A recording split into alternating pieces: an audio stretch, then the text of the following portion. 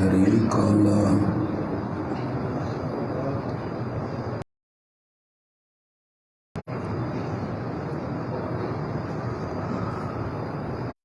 لا ضد له ولا ند له ولا مثل له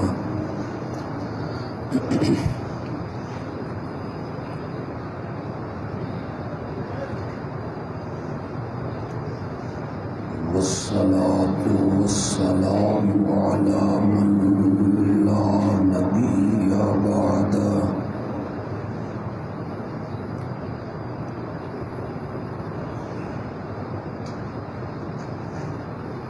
لا نبوة بعد نبوته ولا رسالة بعد رسالته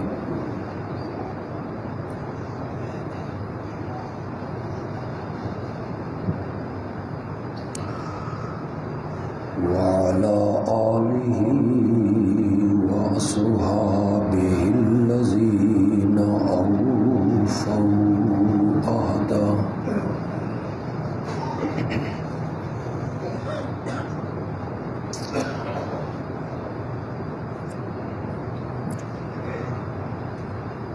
أما بعد فأعوذ بالله من الشيطان الرجيم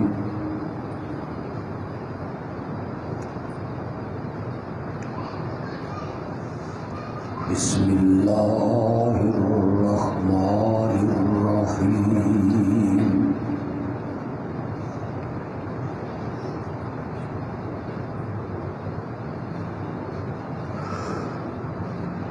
إن الله اصطفى آدم ونوحا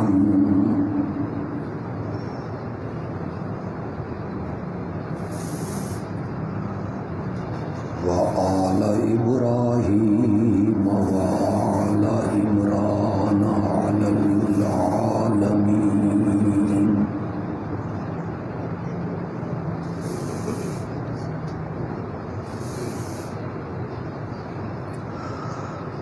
اللهم صل على سيدنا ومولانا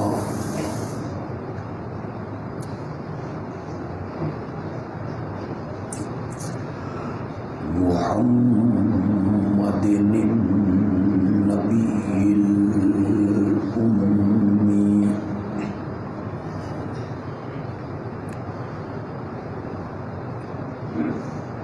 وعلى آله وأصحابه وأزواجه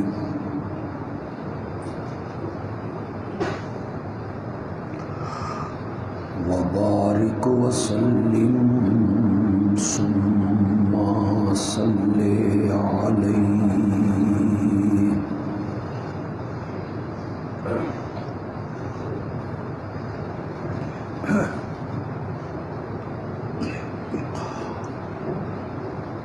سرگودا شہر کی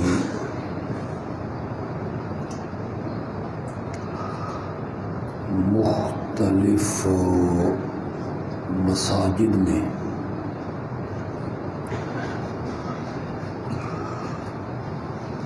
ہماری جماعت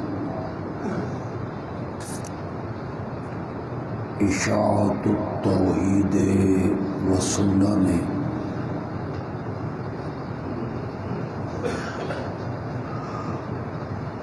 ختم نبوت کے عنوان پہ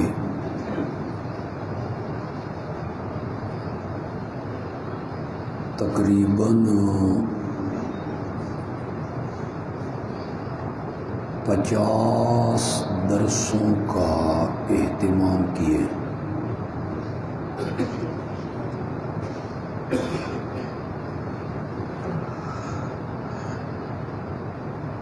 جن میں سے 8 دروس میں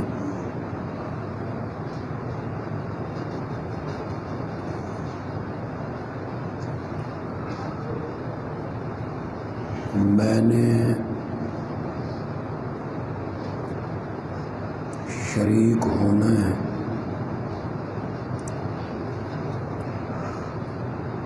آج اس کا 7واں درس ہے۔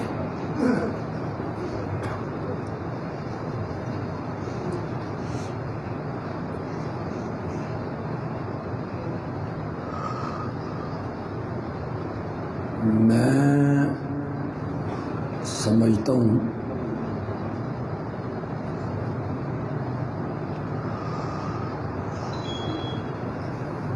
کہ آقا کی ختم نبوت کو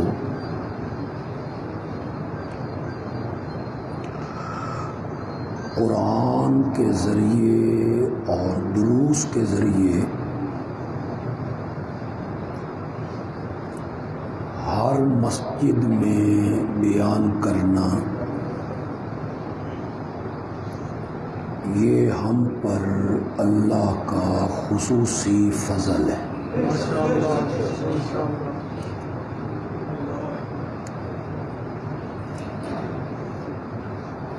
میں نے پچھلے 6 درسوں میں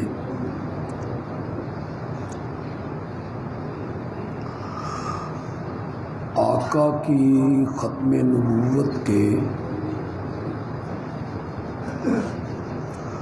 مختلف پہلوؤں کو بیان کیا۔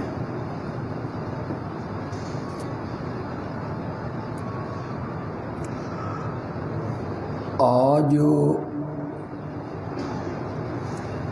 ختم نبوت کے جس پہلو پر میں گفتگو کروں گا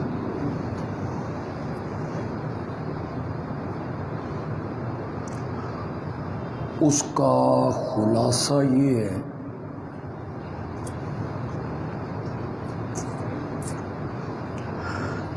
کہ اگر بالفرض والمحال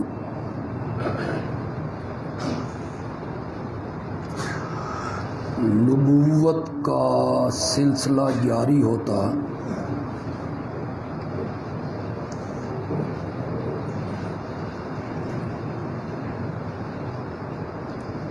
حقیقت میں وہ سلسلہ میرے نبی پر ختم ہو گیا۔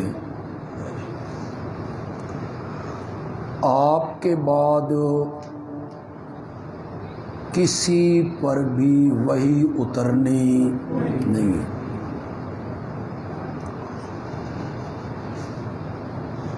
لیکن فرض کرو نبوت کا سلسلہ جاری ہوتا، پھر بھی مرزا قادیانی اس لائق نہیں تھا کہ وہ اس منصب پہ فائز ہوتا۔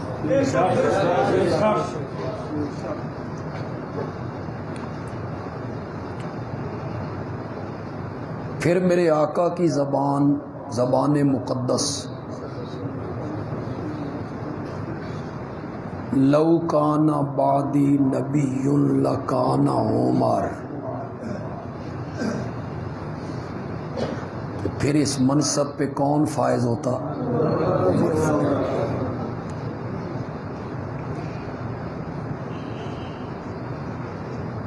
انسانی مراتب جو ہیں،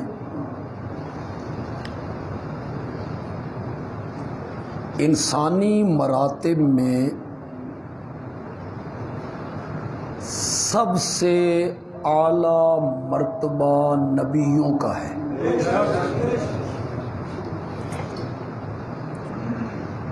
باقی سب اس سے کم ہیں۔ قرآن نے کہا اولئک الذین انعم اللہ علیہم من النبیین، اس کے بعد فرمایا والصدیقین، اس کے بعد فرمایا والشہداء، اور چوتھے درجے پہ ذکر کیا والصالحین۔ تو انسانی مراتب میں سب سے اونچا مرتبہ جو ہے وہ کس کا ہے؟ نبیوں کا، انبیاء کا، نبوت کا۔ معمولی منصب نہیں ہے،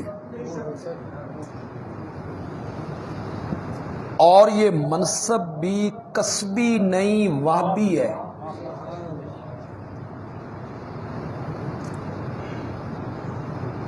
کسبی اور وہابی کا یہ مفہوم ہے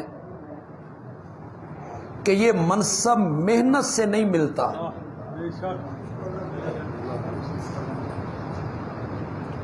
آپ محنت کریں تو اچھے عالم بن سکتے ہیں، آپ محنت کریں تو ایک مفسر کا درجہ پا سکتے ہیں، کوشش کریں محنت کریں تو آپ محدث بن سکتے ہیں،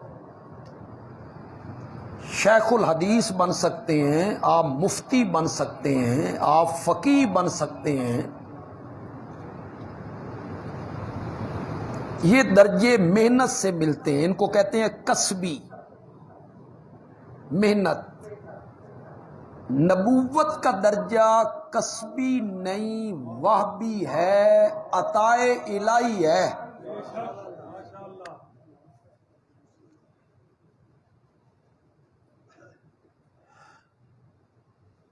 کوئی عبادت کر کے نبی بن جائے،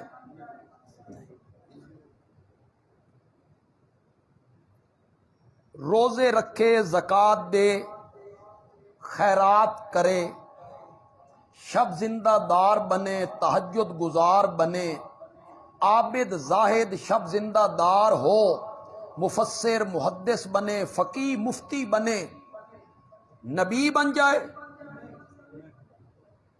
کتنے لوگ میرے اشارے کو سمجھ پائیں گے؟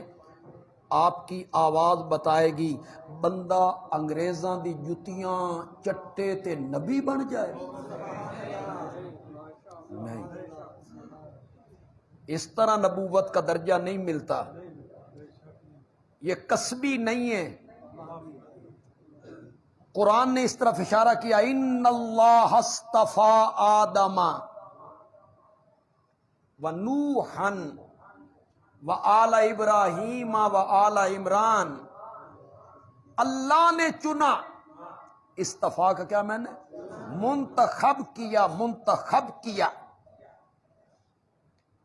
جیسے ہم قومی اور صوبائی اسمبلی کے ممبر منتخب کرتے ہیں تو کیڑے سونے منتخب کرتے ہیں، چنتے ہیں نا ہم، یہی ہے نا چننا، منتخب کرنا۔ اللہ کہتے ہیں ان اللہ اصطفیٰ آدم، اللہ نے چن لیا آدم کو، ونوحا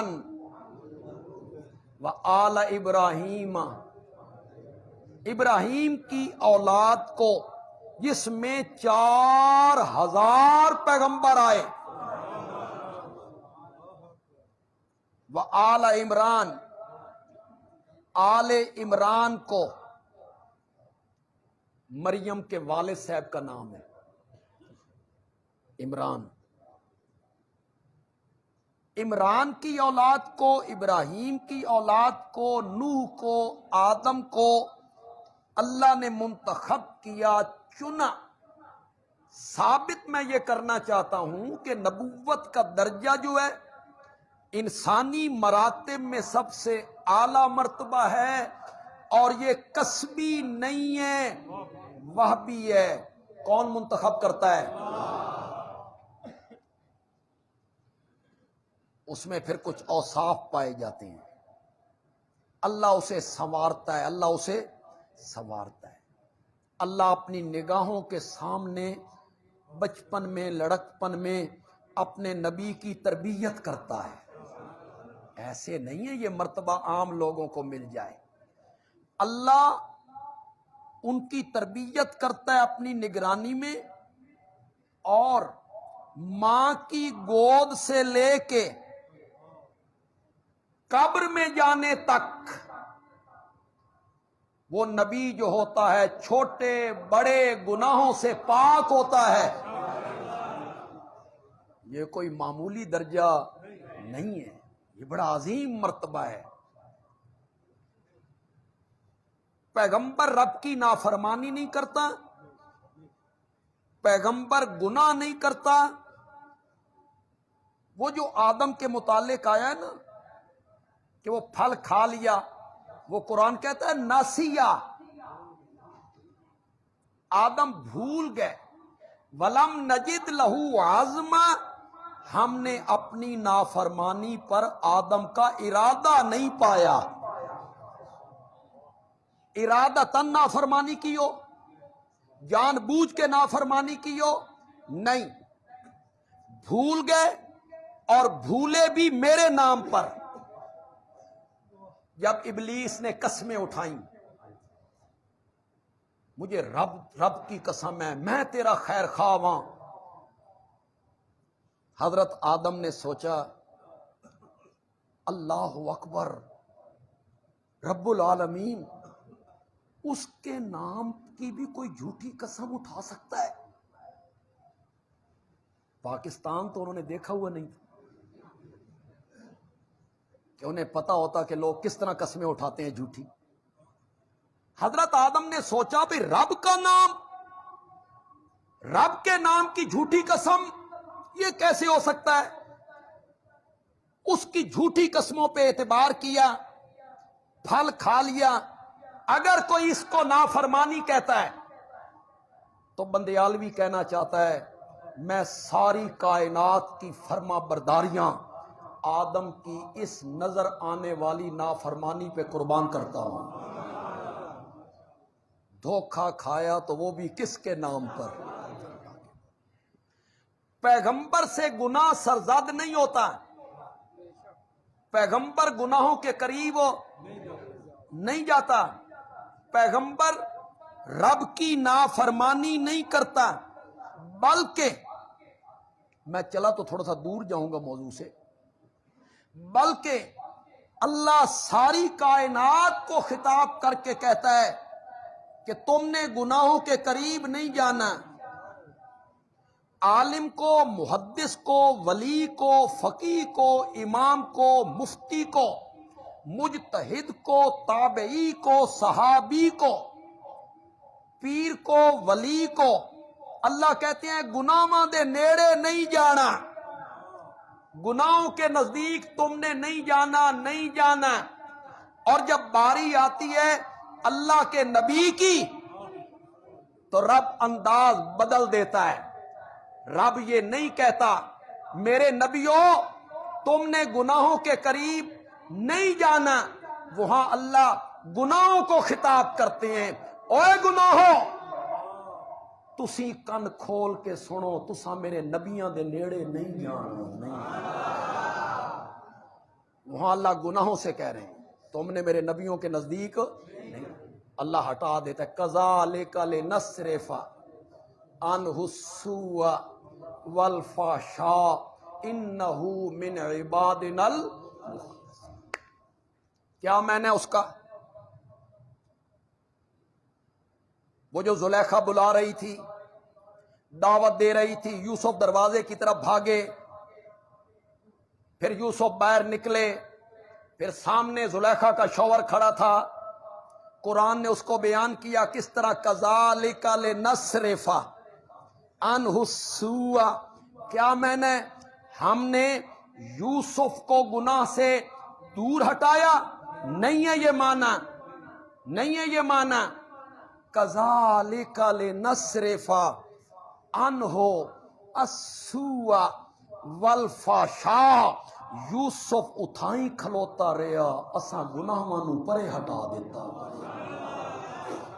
تم دور ہو جاؤ، تم نے یوسف کے قریب نہیں۔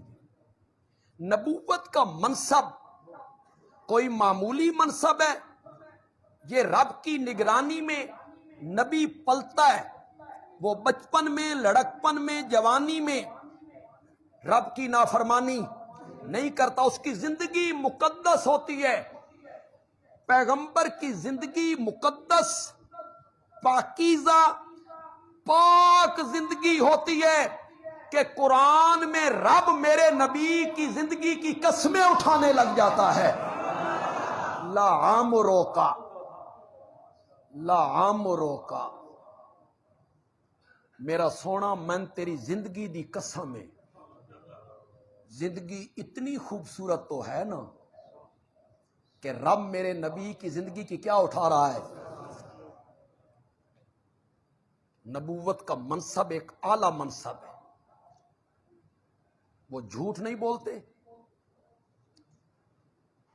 وہ گناہ نہیں کرتے، ان کی زبان سے جھوٹ نہیں نکلتا. اسی لیے تو قوم نے کہا تھا جربنا لک مرارا ما رأینا فیک الا صدقا. آمنہ کے جائے ہم نے 40 سال تجھے پرکھا ہے، ہم نے تجھے ہمیشہ سچے ہی پایا. میرے نبی کا لقب کیا تھا؟ صادق. میرے نبی کا لقب کیا تھا؟ امین. صادق اور پیغمبر کی زندگی پاکیزہ ہوتا، وہ وعدے کی خلاف ورزی نہیں کرتا، وہ بد اخلاق نہیں ہوتا، وہ اخلاق کے اعلی عہدے پر ہوتا ہے. انک لعلی خلق عظیم. میرے پیغمبر آپ اخلاق کے اعلی مرتبے پر فائز ہیں. اخلاق کیا ہے؟ دیکھنے والے کہتے ہیں آپ کی آنکھوں میں، جسم میں کنواری لڑکی سے بڑھ کے حیا موجود تھا. اخلاق کا اعلی مرتبہ ہے. کبھی کسی کو گالی نہیں دی، کبھی کسی کو برا بھلا نہیں کہا. جس نے برائی کی میرے آقا نے اس سے بھی اچھائی کی. اخلاق کے اعلی درجے پر میرا نبی فائز ہے. پھر نبی جو ہوتا ہے وہ جب کوئی پیشن گوئی کرتا ہے، آنے والی کسی بات کی خبر دیتا ہے کہ یہ ہوگا، تو ساری کائنات غلط ہو سکتی ہے، نبی کی پیشن گوئی غلط نہیں ہو سکتی. نبی جو ہے وہ پیشن گوئی کر رہا ہے، کس کے کہنے پر کر رہا ہے؟ یہی بات تھوڑی سی کر لیتا.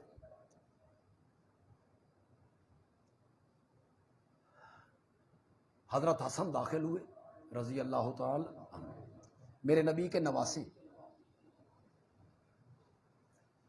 میرے آقا خطبہ دے رہے، ٹھوکر لگی، گرے. میرے آقا نے انہیں گود میں اٹھایا. نواسا ہے. اور میرے نبی نے اپنے نواسے کو گود میں اٹھا کے ایک بات کی جسے بخاری نے نقل کی. ان نبنی ھذا سید، میرا یہ حسن بیٹا سردار بیٹا ہے. ان نبنی ھذا سید لعل اللہ ان یصلح بہ بین فئتین عظیمتین من المسلمین. اللہ میرے اس نواسے کے ذریعے مسلمانوں کی دو عظیم جماعتوں کے درمیان صلح کروا دے. یہ میرے نبی نے پیشن گوئی کی. ابھی تو حضرت حسن بچے ہیں، یہ میرا سردار بیٹا ہے، اور اس کے ذریعے اللہ مسلمانوں کی دو عظیم جماعتوں کے درمیان کیا کروائے گا؟ صلح. پھر کیسے پوری ہوئی میرے نبی کی پیشن گوئی؟ حضرت سیدنا علی ابن ابی طالب رضی اللہ تعالی عنہ کی شہادت کے بعد جب خلافت و حکومت کی ذمہ داریاں سیدنا حسن کے سپرد ہوئیں، اور 6 مہینوں کے بعد انہوں نے محسوس کیا کہ یہ میرے جھنڈے کے نیچے ارد گرد جو لوگ ہیں یہ کوئی صحیح بندے نہیں، یہ مسلمانوں کے درمیان انتشار، اختلاف، افتراق، جنگیں کروا کے ہماری طاقت توڑنا چاہتے ہیں، قوت ہماری کمزور کرنا چاہتے ہیں. 6 مہینوں کے بعد حضرت حسن نے سیدنا معاویہ کو پیغام بھیجا کہ میں آپ سے صلح کرنا چاہتا ہوں۔ حضرت معاویہ تو پہلے تیار تھے، انہوں نے سفید کاغذ پہ دستخط کیے اور کاغذ حضرت حسن کی طرف بھیجا کہ جو شرائط آپ کے ذہن میں آ رہے ہیں آپ شرائط لکھ دیں، مجھے بغیر پڑھے منظور ہے۔ مسلمان ایک ہونے چاہیے، متحد ہونے چاہیے۔ صلح کس بات پہ ہوگی جی؟ حضرت حسن نے کہا جس علاقے کا میں خلیفہ ہوں، امیر ہوں، حکومت میرے پاس ہے، وہ علاقے بھی میں معاویہ کے سپرد کر دوں، میں دستبردار ہو جاؤں۔ خدا گواہ ہے، پڑھے لکھے لوگ میرے سامنے، نوجوان ہیں، تاریخ پڑھنے والے لوگ بھی، میں حضرت معاویہ کا وکیل ہوں، اور میں معاویہ کا وکیل اس لیے نہیں ہوں کہ ان کی میرے ساتھ کوئی رشتہ داری ہے یا میری ان کے ساتھ کوئی رشتہ داری ہے، نہیں، بس ایک ہی چیز مجھے مجبور کرتی ہے کہ معاویہ میرے نبی کا صحابی ہے۔ صحابیت کا درجہ مجروح نہیں ہونا چاہیے، صحابیت کے دامن پر داغ نہیں آنا چاہیے، نہیں آنا چاہیے، اس وجہ سے دفاع کرتے ہیں۔ میں معاویہ کا وکیل ہوں، لیکن خدا گواہ ہے، یہ جو صلح ہوئی اور حضرت حسن دستبردار ہوئے اور انہوں نے اپنے حصے کی حکومت بھی معاویہ کے سپرد کر دی، اس ایثار میں حسن دا جواب ہی کوئی، رضی اللہ تعالی، خدا دی قسم جواب ہی کوئی، اس میں حضرت حسن کا مقام بہت بہت اونچا۔ کون حکومت چھوڑتا جی؟ اقتدار کون چھوڑتا ہے جی؟ عہدے کون چھوڑتا ہے جی؟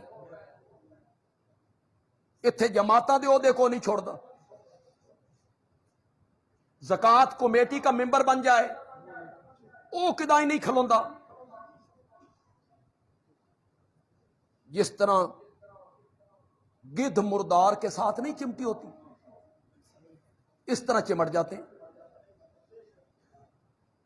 مجھے ذاتی تجربہ بھی، کام بھی نہیں کرنا، عہدہ بھی نہیں چھوڑنا۔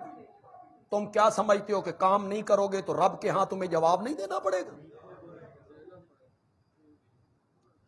کون عہدہ چھوڑتا ہے؟ جماعت کا، زکوٰۃ کمیٹی کا، کسی اور ذیلی کون عہدہ چھوڑتا ہے؟ حیدر کرار کے فرزند، فاطمہ کے دل بند، میرے نبی کے پیارے نواسے، حضرت حسن تیرا جواب ہی کوئی، تیرا جواب ہی کوئی۔ گھر آئی خلافت، معاویہ کے سپرد کر دی، صلح کر لی، صلح کر لی، صلح بھی کی، بیعت بھی کی۔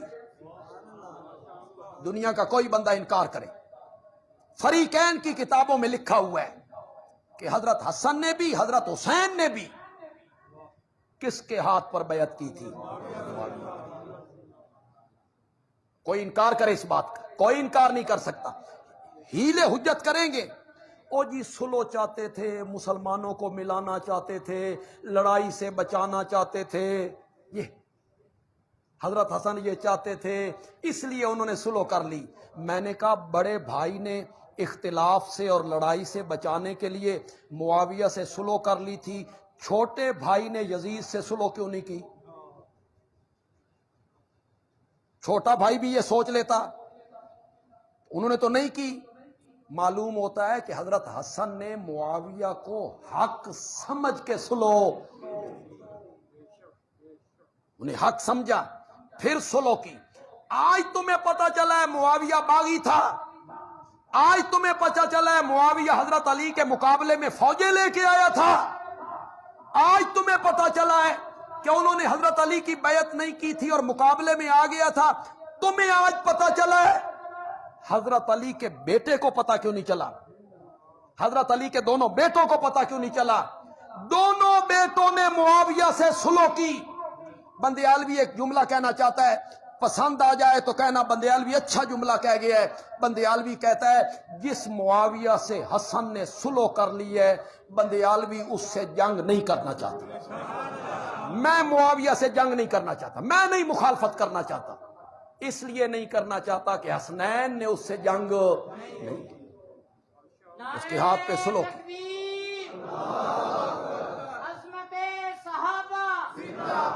یہ جو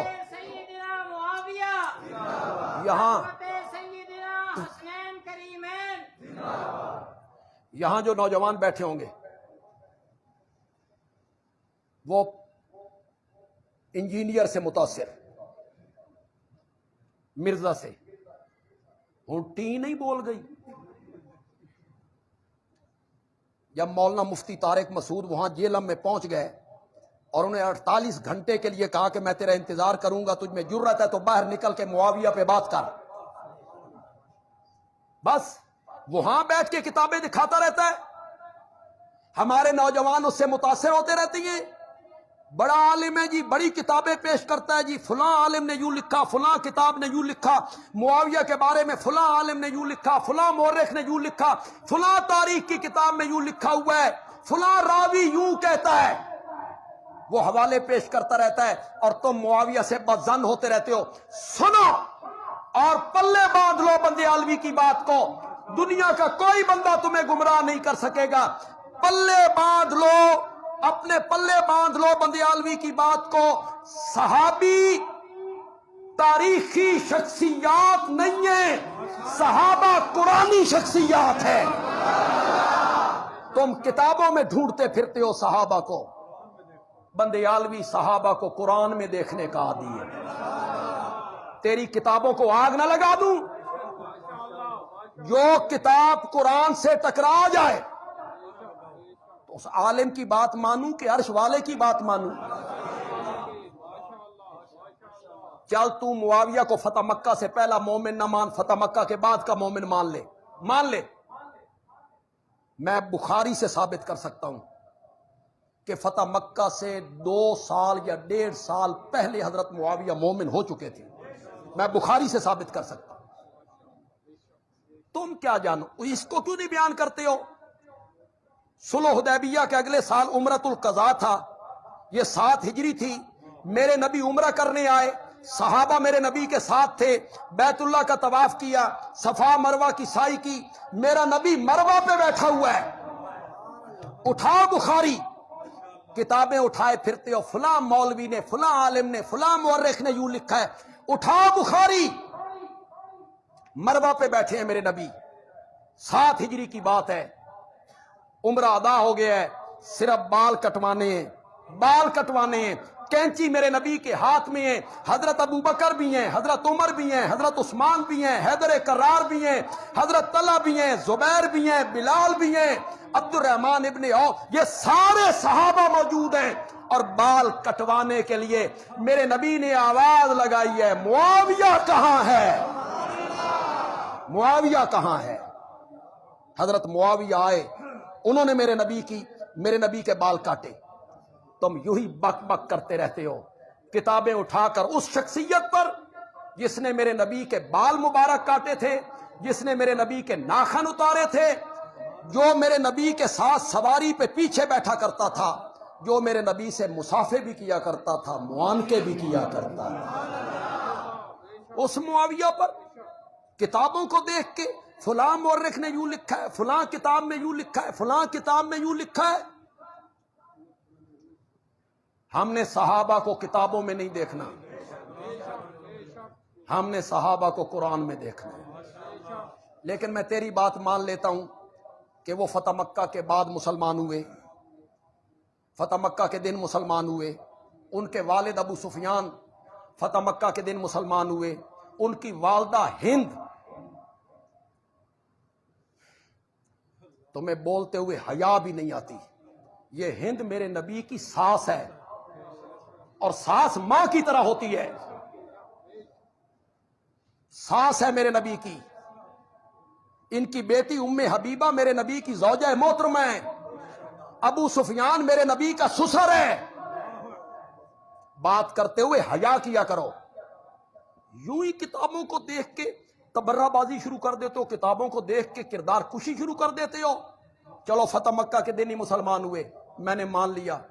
آ میرے ساتھ، میں تجھے قرآن کے 27ویں پارے میں لے چلوں، میں تجھے سورت حدید میں لے چلوں، میں سورت حدید کی آیت نمبر 10 میں لے چلوں.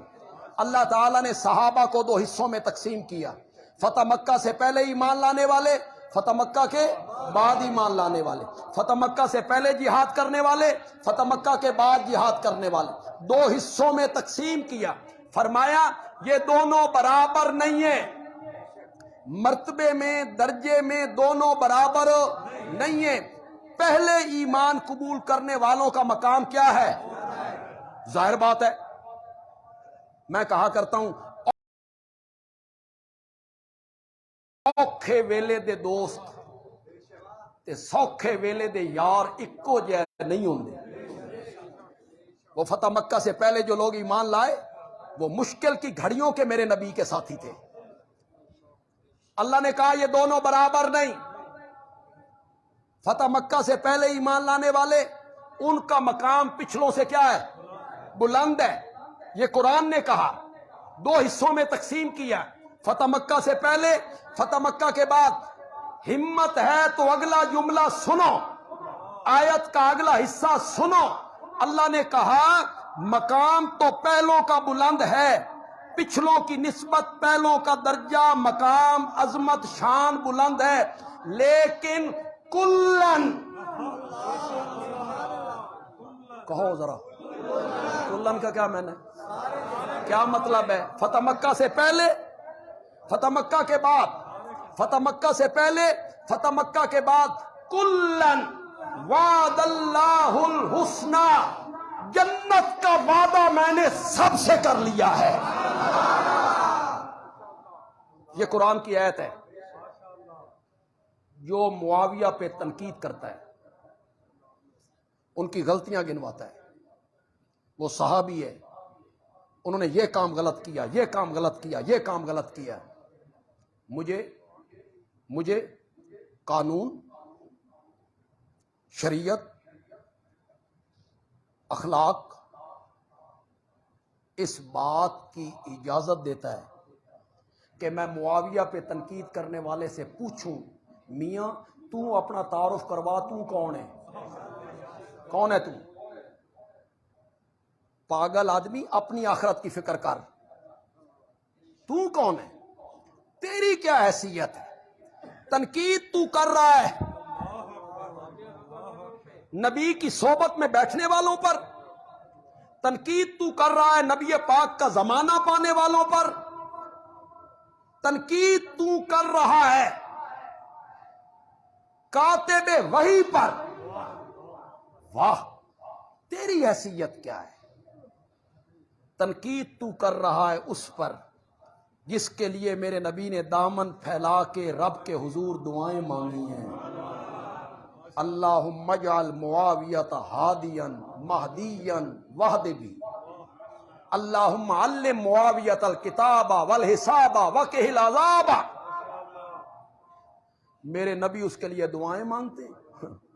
یہ کیا کر رہا ہے؟ تنقید کر رہا ہے کتابوں کے سہارے پر. تو میرے نبی نے جو پیشن گوئی کی کہ حسن میرا بیٹا سردار ہے، اس کے ذریعے مسلمانوں کی 2 عظیم جماعتوں کے درمیان اللہ صلح کروائے گا. یہ پیشن گوئی پوری ہوئی کہ نہیں ہوئی؟ زور سے بولو، زور سے بولو. پوری ہوئی.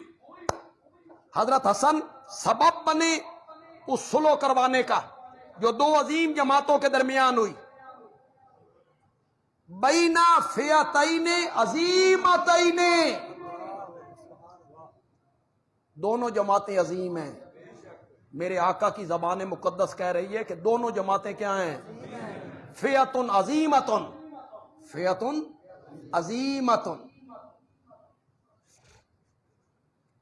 تو نبی جو ہوتا ہے وہ جھوٹ نہیں بولتا، نبی جو ہوتا ہے وہ وعدہ خلافی نہیں کرتا، نبی جو ہوتا ہے وہ اخلاق کے اونچے درجے پر فائز ہوتا ہے، نبی جو ہوتا ہے وہ بد اخلاق نہیں ہوتا، نبی جو ہوتا ہے وہ کسی کا شاگرد نہیں ہوتا، نبی جو ہوتا ہے وہ شاعر نہیں ہوتا، نبی جو ہوتا ہے وہ کتابیں لکھا نہیں کرتا، نبی جو ہوتا ہے وہ کتابیں لکھا نہیں کرتا، نبی جو ہوتا ہے اس کی پیشن گوئی پوری ہوتی ہے، نبی جو ہوتا ہے وہ جس جگہ فوت ہوتا ہے اسی جگہ پہ دفن ہوتا ہے۔ نبوت کا درجہ بڑا اعلیٰ درجہ ہے۔ میری تقریر کا خلاصہ سمجھ لیں، روح سمجھ لیں، بنیاد سمجھ لیں، یہ ہے اگر نبوت کا سلسلہ جاری ہوتا، اگر قادیانی اس لائق نہیں تھا کہ وہ اس منصب پر، پھر بھی یہ اس لائق نہیں تھا کہ نبوت کے منصب پہ یہ فائز ہو، جھوٹ بولتا تھا، کہتا ہے میں نے قرآن میں یہ لکھا ہوا دیکھا ہے انا انزلناہ قریبا من القادیان، کہ ہم نے اس کو قادیان کے قریب اتارا ہے۔ مرزا کہتا ہے میں نے دیکھا ہے، ہم مرزائیوں سے پوچھنا چاہتے ہیں یہ آیت ذرا ہمیں بھی دکھاؤ،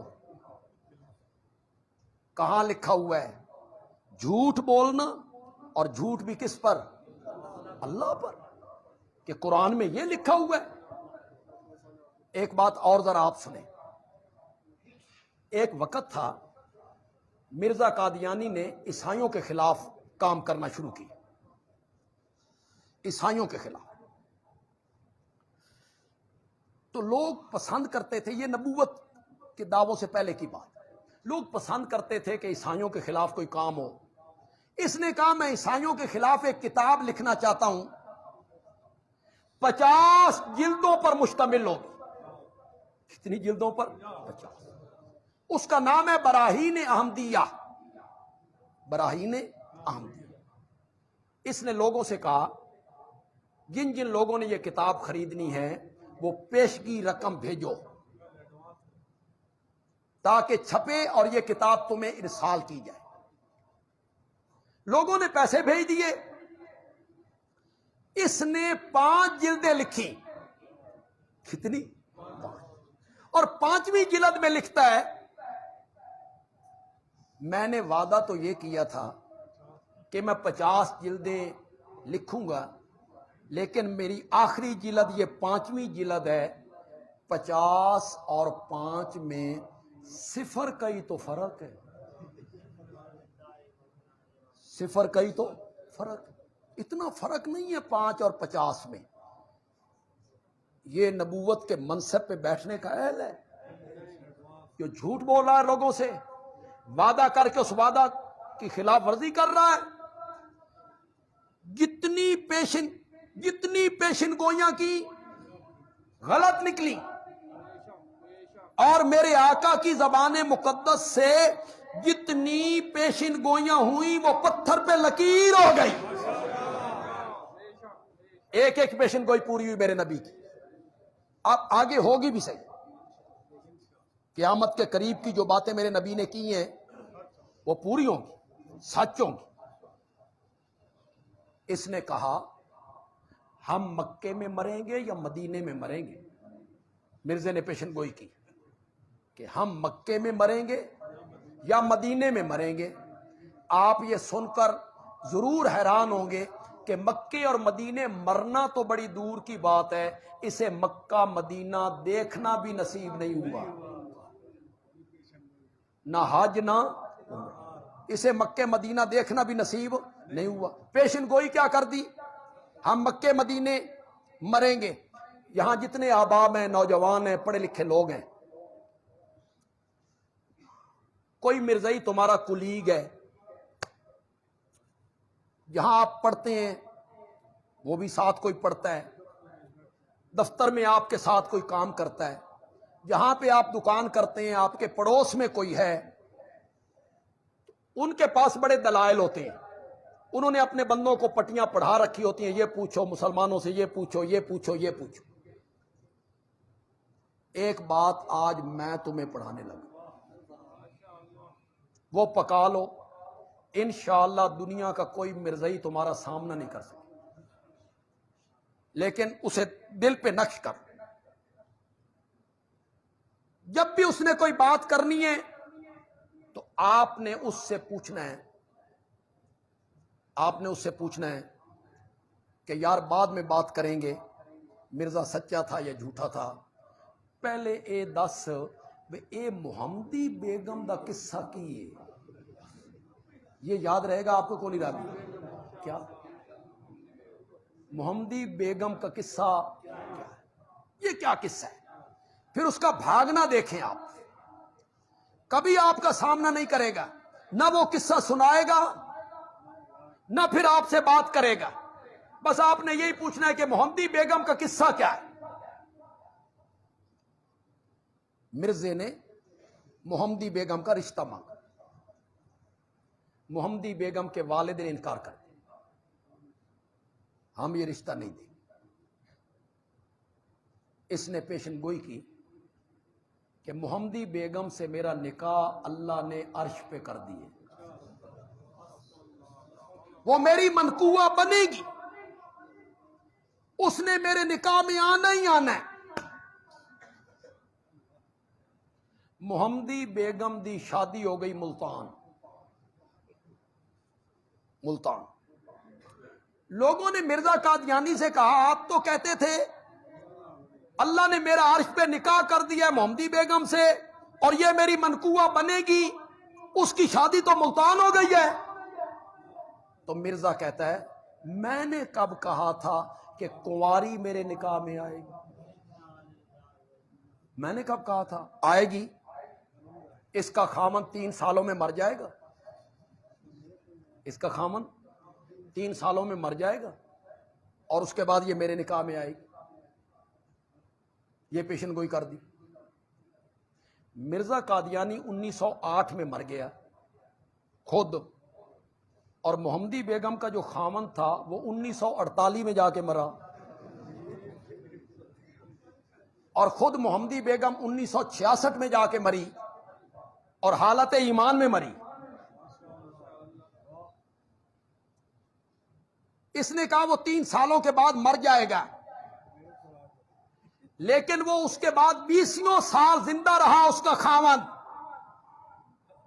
اور یہ نبی نہیں ہوتے جن کی پیشن گوئیاں غلط ہو جائیں، نبوت کا یہ منصب نہیں ہے کہ نبی پیشن گوئی کرے وہ غلط نکلے، نہیں، میری تقریر کے آخری الفاظ ہیں، نبی کی پیشن گوئی سچی ہوتی ہے۔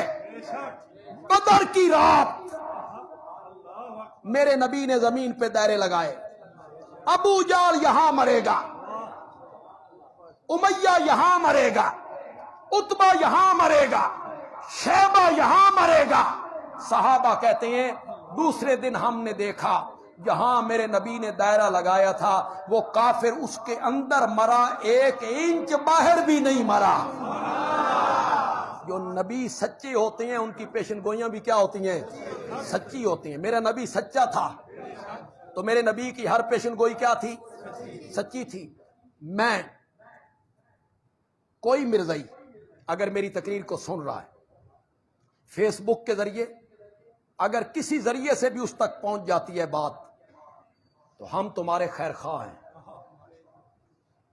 ہم سب چاہتے ہیں کہ اللہ کرے تم جہنم کی آگ سے بچ جاؤ، اللہ کرے تمہیں ایمان کی دولت نصیب ہو جائے۔ مرزائیوں، کبھی تنہائی میں بیٹھ کے سوچنا ہے، غور کرنا ہے، فکر کرنا ہے، کل قیامت کے دن زمین تپ رہی ہوگی، آسمان سورج قریب ہوگا، ننگے پاؤں ننگے سر ہوں گے، کوئی پانی نہیں ہوگا۔ سوچ لو حوض کوثر کا ساقی کس میں ہونا ہے؟ انہیں تو تم چھوڑ چکے ہو، ایک نئے بندے کو تم نبی مان چکے ہو، کس سے جام لینا ہے؟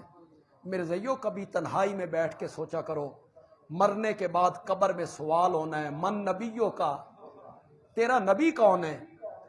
کیا جواب دو گے؟ کیا جواب دو گے؟ من نبیوں کا، تیرا نبی کون ہے؟ کیا جواب دو گے؟ کبھی سوچو جس آدمی کو تم نے منصب نبوت پہ بٹھایا وہ گالیاں نکالتا تھا، وہ اپنے مخالفین کو کہتا تھا وہ جنگل کے خنزیر ہیں، ان کی عورتیں کتیاں ہیں، جو مجھے نہیں مانتے وہ کنجریوں کی اولاد ہے، اور نبی جو ہے وہ بس زبانی نہیں کرتا ہے، نبی تو گالیاں سن کے بھی دعائیں دیا کرتا ہے۔ تو مرزائیوں کبھی تنہائی میں بیٹھ کے ہم تمہیں دعوت ایمان دیتے ہیں، کبھی تنہائی میں بیٹھ کے سوچا کرو کہ کس کے ساتھ جڑ گئے ہو، خدا کے لیے اس سے کٹ جاؤ، محمد عربی سے جڑ جاؤ۔